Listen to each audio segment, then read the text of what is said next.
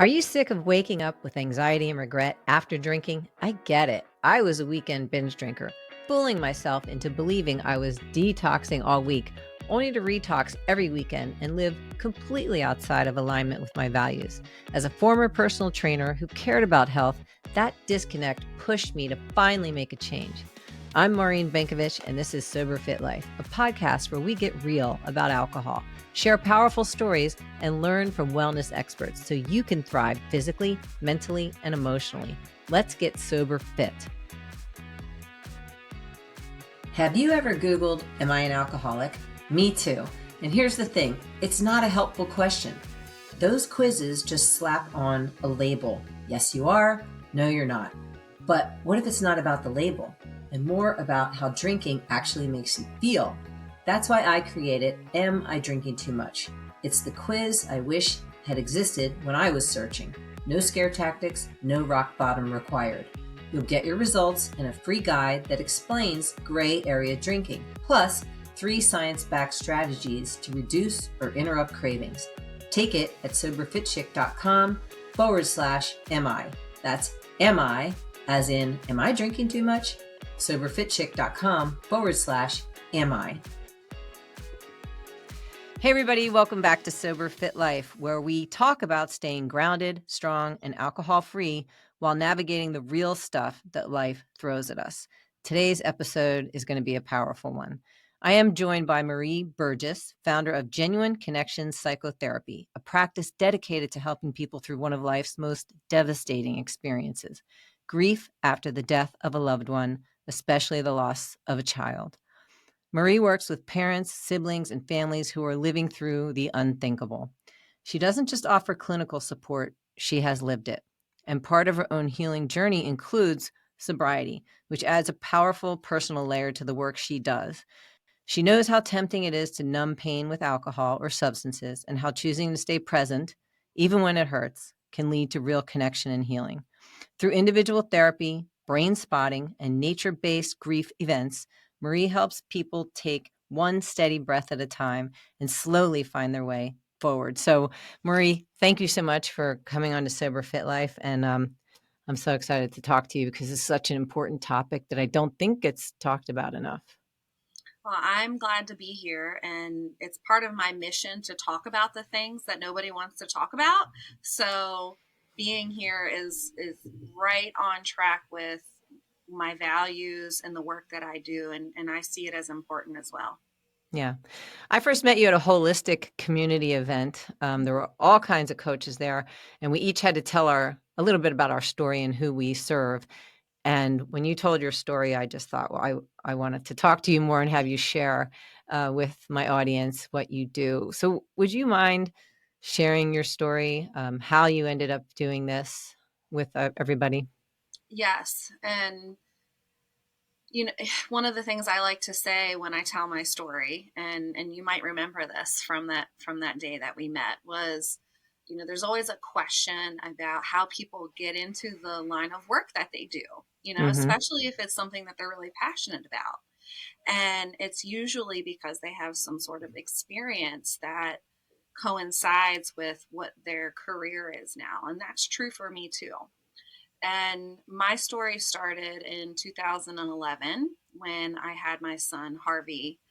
And, you know, having a family and having a child is life changing in and of itself. And then when your child is born with rare, complex, severe medical conditions, well, that changes your life again. And that is what happened with us. And we knew that Harvey was going to come out fighting. And funny enough, I did not know that his name meant battle ready until I Harvey means battle ready. it Wow. does. And I Mm. was like, wow, he is a little warrior. He is fighting every day battles that, none of us could see necessarily, and fought battles just to live in a way that it made me want to fight too, right? Fight for him, fight for a good life, fight for what's important. Mm. He put all of those things in perspective for us. And that's truly one of the gifts that he gave us. And it's the gift that keeps on giving because it's what brought me here. So when Harvey was born, I was working in a high school as a school counselor at the time. Another job that most people don't want to do because they're Right. like, how are you choosing to work with teenagers? And it's like, well, it turns out I like them. Um, and I knew that I wasn't gonna that job no longer fulfilled me in the way that it used to, having undergone this life altering experience of being the mother of a medically complex child. And so I learned a lot through being his advocate and being his expert. And then it just kind of helped also that I had always had an interest in grief. Mm. So Hmm. I know, right? You're like, Right. what? That's Yes, interesting. Yeah. right. I'm telling you, the things that people don't want to talk about is what I like to talk about. The places people don't want to go is where I like to go because there's usually something there, and I think you know a little bit about that, right? I do. Alcohol, people don't really want to talk about that. It's a bit taboo, but when you dig deeper, there's so much there. Yes. Right, right. And so, I was a kid and a grieving child that had questions that people didn't want to answer. So I went to find the answers. And that's sort of how my interest in grief came about. So anytime I had a project I could do, I got to choose the topic of the paper or something, I was doing grief. Mm. I was doing cultural differences. I was doing, intersections of this and that, because it was just fascinating to me how a universal experience like grief was so different from person to person. And my special brand of neurodivergence had a hard time with that gray area. Mm. And so I was seeking information. And I knew when Harvey was given to me in this life that I was going to need to lean on what I had learned about grief. And I do think, as I've gotten older, this is even more true. Like you get older and you realize, I don't know anything. Yeah. I only know a very small bit of what there is to know in the world. Yes. And what I knew was that I was prepared to be his mom because I had all my special interests were like aligned with his conditions, and it was very interesting indeed. Um, and after Harvey died, I knew that when I was ready, I wanted to put my grief to work because I was traumatized, Sure. and I was just like, I cannot sit on this and let it bring me down. I need to do something with it. I need it to have a purpose. I need there to be a meaning in this, this life changing thing that I've experienced. Not just me, like my spouse and my family. That was my support network, Team Harvey, as they are so affectionately known. We have T-shirts. Okay, Yes. it's official. If you have a T-shirt, it's official. Okay, and I went back. I went back to school and took. I was a million months pregnant, I like to say, with my third child when I went back to school to take a couple more classes to get my clinical license, Mm. and that was in 2019, 2018. No, he was born in 2017. Good Lord, I'm time traveling. I'm time traveling. Wow, it's Was almost been 10 years. I want to ask you, was anybody there for you to help you through your grief? Yeah, absolutely. So I've been with my spouse for a long time. We've known each other longer than we haven't known each other. And we've been together for more than 20 years. And so he's like a rock, Mm. right? We lean on each other for everything. And the thing, because I'm a grief person, I joke about grief and death, and we sort of have this little fuss at each other every now and again about who gets to die next, right? And we're like, it's got to be me, and he's like, no, it's Mm. me. I can't live without you. I can't do it without you. I have But similar also, discussions with my husband. Yeah, I get that. right. Yeah. My immediate family, my parents, my husband's parents, my sister, and then the network just kind of went further and further out. And then, interestingly, and this is another place where people kind of go, huh, a huge support to us was hospice. Really? Yes, really. Harvey was a That's good to pediatric, know. and it's, again, Hmm. it's part of my, like, I need to talk about this. I need people to know that there is such thing as a pediatric hospice. That's a thing. I had no idea. Yeah. But it makes And sense that there should be, unfortunately. right, right. And Harvey was a pediatric hospice patient. And so, just Mm. like, what you understand about an elderly person who is on hospice, he had a nurse that came to the house and they helped us with some things and created some space for us to be able to be with him, Yeah. as he was living out this terminal illness. And he ultimately died at home. Mm. And So that, sorry. that's another sort of layer to it all, right? Is like, well, what happens when somebody dies at home, and what does that look like? Can you look at your house the same way? Can you look at Right. all these experiences? And so I was like, listen, I can't sit on this. I cannot sit on this. I need to tell people, because it's not only honoring his story, but it also strengthens the relationship that we have, even though he has died now almost 10 years ago.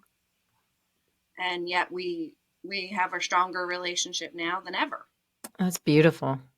And you took your grief and you went back to school Mm-hmm. and you've now turned it into helping other people going through this very specific grief of losing a child or children. And I noticed in your bio, of course, you help not just the parents, but the siblings, Mm-hmm. everybody surrounding this whole situation. So can you talk about that, what that is like and how people find you, first of all, I guess, and then how do you take them through this process? Well, the finding part is an interesting one, because when I was on the other side of this story, where I was the grieving parent, I had a direct route because Harvey was a patient of Hospice of the Chesapeake, located in Anne Arundel County, for listeners that aren't local, Anne Arundel County, Maryland. Yeah. And because we were patients there, we knew about a lot of their services, right? And they offer bereavement services, for 13 months after someone dies. They will provide free grief services to families. And they offered at the time a group, a child loss group, once a month on Saturdays. And I went every month for 2 years. And my husband and I, our parents would come because we had an infant, Mm. who was named Hudson. He was 10 months old when his brother died. And, they would come and they would stay with the infant, and we would go to grief group. And it's not the date night that, Right. you're thinking of when you think I'm going to go out with my spouse somewhere. We would go to grief group, cry, maybe get like some lunch or something, and come back. And we did that every month for 2 years. And I had a direct shot because we were patients of hospice. But And you so, were taking care of yourself. You were, we'll talk about this later. So many people want to not do what you had to do and go to grief group. They want to numb, not feel it, not talk about it, not acknowledge it. Or right. the people around them don't want to. And it sounds like you had very supportive parents. So, yeah. Yes. My parents, my husband's parents, the people around me were there for whatever we needed. Hmm. And I know that is a gift. and it's cultivated, right? Our relationships have been cultivated over decades so that, I could ask them the hard things and have the difficult conversations. Because when I was, navigating one rare diagnosis after the next Mm. with Harvey. So he had, for listeners that are in the epilepsy community, they'll know about this, but he developed a rare form of epilepsy called infantile spasms, and they are devastating. And it's where small children, infants, and newborns have hundreds of seizures a day, Oh dear. and they don't respond well to medications, like, at all. And it, if you grow older, and you can live through this condition and you can get treatment, that's one thing. But if you're resistant to the treatment or the medications aren't effective, which happens in a small percentage, and that's what happened to Harvey, you develop then an additional rare disorder known Mm. as Lennox-Gastaut syndrome. It's devastating and life limiting. And so we knew that he would not live past teen years. We were looking at maybe age 10. Unfortunately for us, and it's unfortunate, but then there's also like some fortunateness about it because he's not suffering Right. anymore the way that he was. He died when he was 4. Oh, And so going through living in the PICU, in a hospital for months, that's your life. it's your life, everything. So you're going through all these different grief responses constantly, right? And you have to normalize what's coming at you as your new normal. And, you start to really hold on to the small victories and simple pleasures, the little things. And, that was compounded by the love that we had, right? But I still had all these emotions and these complex feelings, and I could turn to my mom and say, I have something that's on my mind that is really hard. Can I talk about it with you? It's probably going to be hard for you to hear. And she's like, absolutely. I So mean, you had good support, and you also have yourself were good at communicating. But I'm mhm, guessing some of the people you work with don't have the support and maybe can't express or don't feel safe enough to express. mhm. And that Yeah. is what you help them with specifically? Well, so the way that I like to say it is, you experience the death of someone, and that changes your life, Yeah. right? You experience the death of your child, and that changes your entire world. So it's not even just like, I like to help people with grief. I like to help parents figure out how to navigate life again, because when it happens, it's just nothing else matters. Like, everything is just silly or stupid or like inconsequential. Right. People have these other problems. No, they don't. Mhm. Right. You have So a perspective shift that is just so different. absolutely. And so, about like how do people find me, or why do I work with families, is, because I was a kid griever once that had questions, right? My classmate at my desk had sickle cell. I knew that. She Mm. died. Oh, Debrina Posey. I went to her funeral. It was the first open casket I had ever that seen. makes sense why you were so interested in grief as a kid, Right. People were dying, but nobody was right? talking to the Mm. kids about it. Right. So what do kids do? They make up things because they don't have the information they need. Right. Right. But I would ask questions.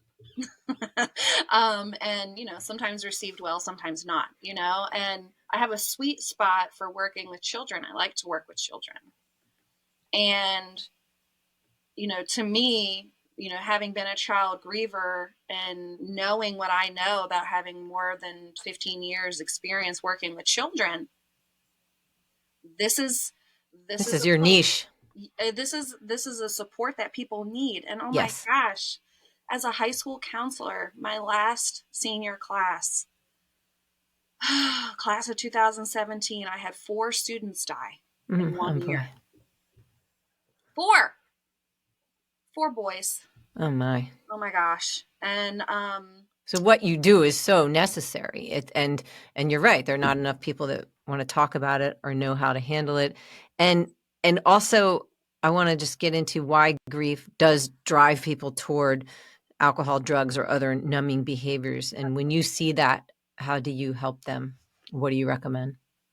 well, it's complicated, as you know, Yes, of right? course. Right. Talking about alcohol use. One of the things I like to say to people is, and I've heard you talk about this on your podcast before, is just like, people say, oh, I might have like 3 drinks a week. And I'm like, in my head, I'm going double it, right?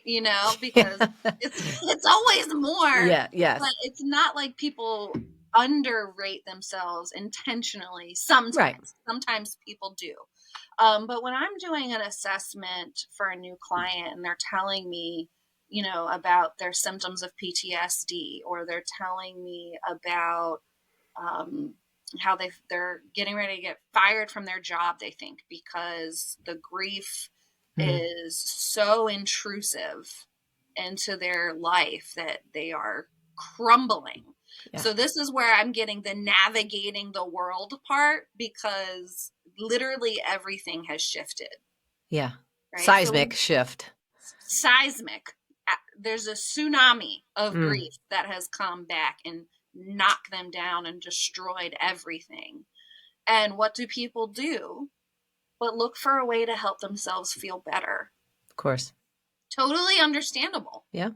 right? And one of the ways that I like to approach substance use of any kind is from a place of non-judgment, right? Absolutely. From a place of like, I get it, like you feel like shit and you want to feel better. Hmm.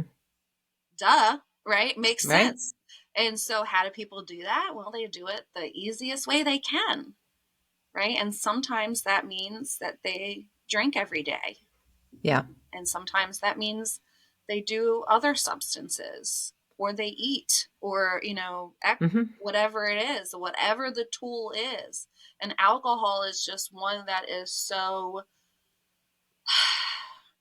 Well, it's so easily accessible, and thank you. it's I was like, it's yeah, socially acceptable. It's socially acceptable. acceptable. Yeah, It's easily I mean, and geez, people are actually coming to you saying, "Oh, here, have a drink. You deserve this. You need this." And plus, the other people, I'm imagining, are also like, "I don't know how to talk to this person, so I want to have a drink too." And so right, it's a cycle on both sides. right, right. And it's understandable from Yeah, the perspective of it's just so painful to think about, to relive memories, especially when we talk about PTSD. And a lot of the families, the parents and families that I work with, do meet criteria for clinically severe PTSD from what yeah. they've witnessed happen to their child. Myself being also included in that. Yeah, I was gonna say, because we used to think PTSD was just people coming back from war and isolating it to that terrible experience, but really, of course, you know this better than me, have learned so much more about what PTSD can look like in many different arenas. Yeah, and that was actually a pain point for me, like almost like a shame point, Mhm. where I was like, how can I say I have PTSD? But I knew that that was not like a logical thought. Like I knew that was an irrational, unhelpful, intrusive thought, but it was still a thought that I had that I needed to wrestle with, Like right? you shouldn't have that, you should be able to deal with it. Is that being hard on yourself, or Yeah, or feeling like if I tell people that I have PTSD from a grief experience, from a death experience, they're gonna be judgmental. Like it couldn't Mm. have been that bad. People die, right? But people don't necessarily get PTSD from dying, so you probably don't have that. And I'm like, so it Okay, was but what's that really about? That's really about the other person. exactly. Exactly. for so many reasons that, that could be another podcast. But It could. It could. so how do you help your clients feel instead of flee? Ooh, I like that. Um, well, I'm honest with them. I'm honest about, what they can do to help themselves and what they are doing that they think is helpful that's actually not helping. It's harming.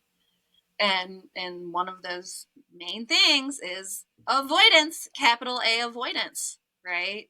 You think you're helping, but really when you shove that emotion down or you shove that memory down, when is it coming back? Right. And they'll say, oh, when I'm trying to go to sleep, oh, when I'm driving, oh, anytime I try to do something where I quiet my brain, like meditating or even running. So they become afraid of any sort of internal exploration because of what they're going to find there. Right. And one of my favorite things to say about grief is that grief will demand Mm. to be witnessed. If you ignore it or shove it, that's only temporary. It Yeah. will come back with a vengeance and knock you down when you usually at the most inconvenient time. Right. Maybe when you are working or driving or, being with You other have an people. important meeting? Yeah. No, you don't, because you're about to start snot crying after something reminded you of your loved one, and because you haven't spent time honoring and witnessing your grief, it's going to come flooding out of you when you don't want it to. And that's the Right. thing that people say is they feel out of control. They feel their grief has made them feel out of control. They don't know how to help themselves, so they do the only things that work. To shut it down. Right, To shut right, it down. Yeah. right, right. And this is what I see with my clients who have experienced traumatic grief, so Mm-hmm. not just somebody dying, but some sort of trauma that occurred and resulted in the death of that person. It sounds like you almost have to at first help them to give themselves permission to see how traumatic, because the world just wants to go, oh, come on, get over it. But People die in car accidents every day. right. Oh, the things It's people like, say. you know, Yeah. So it sounds like you have to help them first have that awareness and acceptance. And then how then do you get them to feel, to go inside, to quiet without turning to substances? So this is where sort of I got my business name from, is having a genuine connection with them, Love it. like a real heartfelt human to human, because listen, I have been there, Yes. right? So and for some people, they have tried getting help from other people who don't really know, they haven't had a child die, so Right. maybe for some people having a sort of good fit is enough to really be helpful. And then there are the folks that I work with that they need to see that another person is no longer drowning. So Yeah, I because will, you provide them hope, yes, I would think, and you're someone who went through it, that you can relate on every level. yes. And in the therapy world, there's sort of like a line or maybe a taboo that's sort of been called into question in the professional realm of how much do you disclose about Yes. your personal experience, with somebody. And in my job, it's a lot. In my particular role as a helper for people trying to figure out how to live life again after the death of their child, I will answer any question they have for me. That makes so much sense to me. I mean, mine is a different realm, but same thing. It would have been hard for me to get coaching from someone who didn't struggle with alcohol, and I can also provide that for somebody else without judgment and Right, shame, because I get it. Like, it's a right. strugll. Raw, just Yeah, totally yeah. real, unfiltered is usually how I operate. And you know that because we've talked Well, I for love many that about you. From the moment I met you, I love that about you.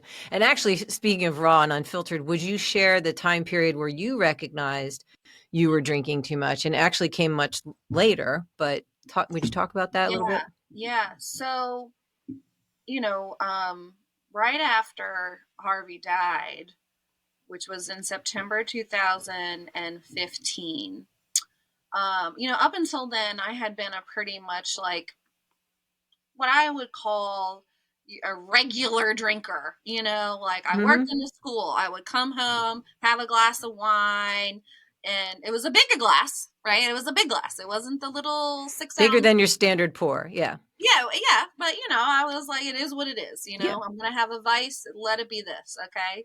Um, and and then when everything shifted, that tsunami came. I Meaning COVID you're talking about? Or you're well, I'm talking about the when Harvey died, and this then okay, COVID, when right? So because there yes. was a period of time where I pulled back a little bit from drinking. So I was drinking regularly, as we do in our culture, right? Mm-hmm.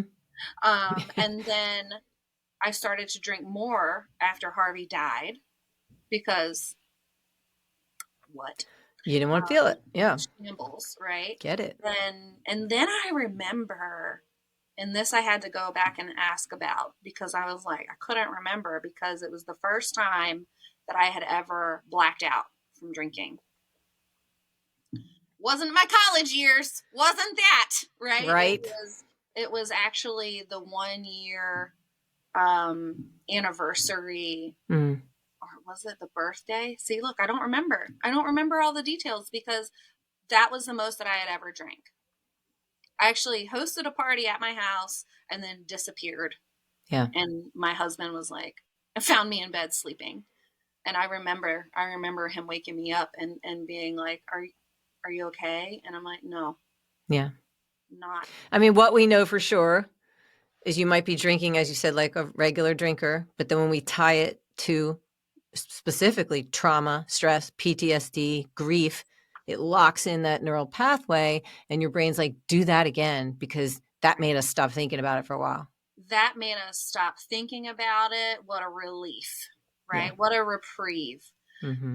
But I had always known some things about myself and my family history and our proneness to Yeah. developing addictions, where I was just like, and I'm talking not just substances like alcohol, but harder substances, food addictions Sure. being a big one, and just knowing like I needed to step back, right? And that was a wake up call for me was when I blacked out and I don't remember. Mm-hmm. That was scary to me. Yeah. And so I had enough knowledge of myself to back up, and so I really toned things down. Yeah. And I don't remember if I stopped drinking after that, but I do remember drinking again when COVID hit. Right. I knew you had talked about that. Yes. Weren't we all, right? Yeah, I was. And to the point too that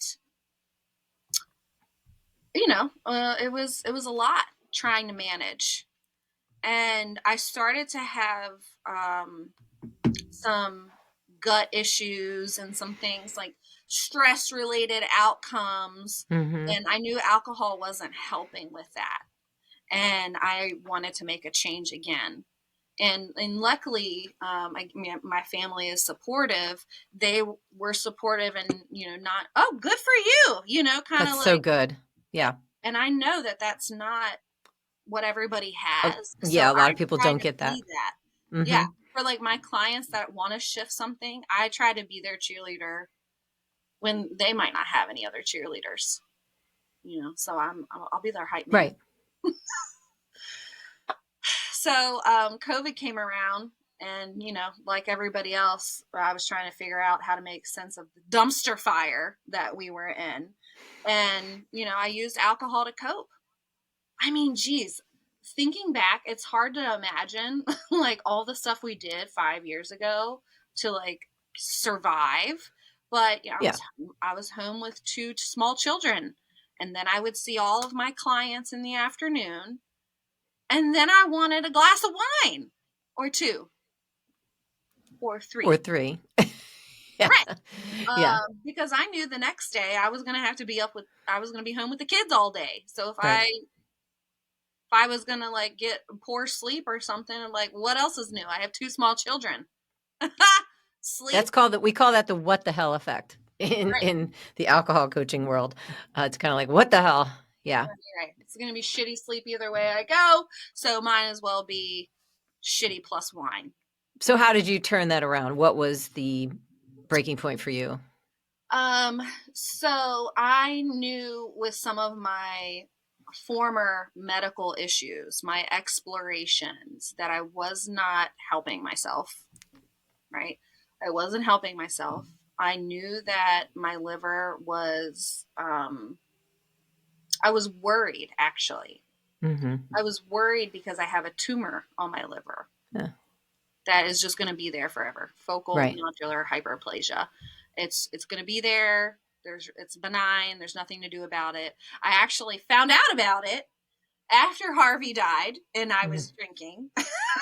And I was like, GI doctor, what could possibly be wrong? And they were like, let's do some tests. Oh, you have a tumor. Oh, it's benign, but it's not going to go away. I'm like, But okay. isn't that interesting that sometimes even hearing that kind of information isn't enough? So what was the, like, value based, something wasn't in alignment with who you are, usually is what I find that when people it doesn't feel good internally, it feels incongruent with who they are. Well, what happened was, as the kids used to say, right? What happened Hmm. is I Was was not practicing what I preach. yeah. And that's another thing we talk about in the therapy world is like, ooh, if I only did all the things I told my clients to do. Right, right. Right, like I could probably sleep better and have less stress and all those things, right? And I am a firm believer of like practicing what you preach and modeling, right? That's Yes. another thing that I do when I'm working with parents and some behaviors in their children is I'm talking about the importance of modeling, and I'm like, shit, I'm reflective, because that's part of doing this work as a therapist is reflecting on your own behaviors, Right. your own life, and your own problems, and going like doing the work, right? You can't, like with grief, I couldn't do the grief work until I did the work on my grief. Does that make sense? Yeah, but you also had to keep that self-compassion all along, as I often talk about with changing your relationship with alcohol too, but with grief specifically, because I think there's just this feeling like we should get over stuff, and Oh my and god, so yes. having that self-compassion and giving yourself the space or making the boundaries, and I guess that is what you also help people with, carving out the space and the boundaries that they need to heal. Mhm. And that's such beautiful work that you do. I'm so glad that you do this, and you've taken your pain and turned it into creating genuine connections with these grieving families and parents and siblings that need this. So it's beautiful work that you do. Your art, she is so genuine. I want to let everybody know. Yes, I'm not just putting on a front, right? I'm like this all the time. Yes, yes. And so I thank you so much for showing up here with your compassion and your wisdom and sharing your story. And I like how you talk about the piece with alcohol. It was a journey, right? It was a process, and there was a trial and error. And eventually you said, what was it eventually that this was no longer serving you? Like, how did you get to that place? It was a journey, end of the journey. Yeah, yeah, and it wasn't. It wasn't. It just wasn't. It wasn't. Hmm. And I've listened to you before, and it struck me. Something that I think you were talking about with Dr. Kinney, where it was like, um, I was attributing some of the problems that I was having to everything else other than the alcohol. Yeah. Right? Yeah. Oh, it's probably the fast food, or it's probably the butter that I'm using. And, it's The not. gluten, the dairy. Yeah, I It's used to do all that. right, right. And it's It can't be the alcohol. couldn't be right. And that was another thing where I was like, okay, Marie, like get real here, get real with yourself. And I actually joined. So this goes with the sober fit part, right? I was doing Fit for Mom, Hmm. a local local moms supporting each other, right, through Love that. everything, motherhood being primary. And one of the things that they encourage you to do when you do sort of like their program to get things going is to stop drinking alcohol. And so Beautiful. I was like, well, here's another reason, Yeah. right? Like, I know I have done this before. I know that I feel a lot better when I'm not consuming alcohol every day. Yeah. Just like I know I feel better when I move my body every day. And I So know I once feel ag Yeah, so right. once again, I love this because you are modeling for people. So if someone came to you and they're like, "Yeah, but you don't know my grief." Well, yes, you do. So I have to drink, and you can again model actually, here's what I've learned over Mm-hmm. time. And so again, you're so authentic that people can relate to you. It's so important because I would imagine this goes hand in hand. People, I know the first client I ever had, we were about 6 sessions in. He was doing great, not drinking, really focusing on health and fitness, and his adult son committed suicide. This was my very first client I ever had as a young coach. Oh my And, gosh. What a what a doozy on that one, right? and in my brain, I was like, yeah, I get it. Like, why you're going back to drinking. It was really, you can understand the Mm-hmm. extreme pain and just not wanting to feel that. So I love that you can relate on that level too.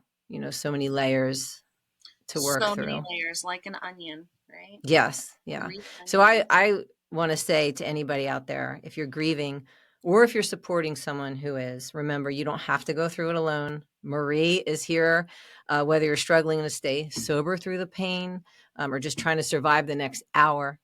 Marie's work is about creating space for healing without judgment. All of her info will be in the show notes. So if this conversation spoke to you, or maybe you wanna pass this on to someone you know, please do. And Marie, is there anything else you want to add? I just want to thank you for being here. But if there's anything you want to add, please go ahead. I mean, you said it. Grief is hard on a good day. It's harder when you feel alone. So reach out if you feel like you need support. You probably do. You're right. Yeah, Reach out. you probably do. Well, thank you again for being a guest on Sober Fit Life. It was so good to have this conversation. Thank you. Have you ever Googled, "Am I an alcoholic?" Me too. And here's the thing, it's not a helpful question. Those quizzes just slap on a label. Yes, you are. No, you're not. But what if it's not about the label and more about how drinking actually makes you feel? That's why I created Am I Drinking Too Much? It's the quiz I wish had existed when I was searching. No scare tactics, no rock bottom required. You'll get your results and a free guide that explains gray area drinking, plus 3 science-backed strategies to reduce or interrupt cravings. Take it at soberfitchick.com/MI. That's MI, as in, am I drinking too much? Soberfitchick.com/MI.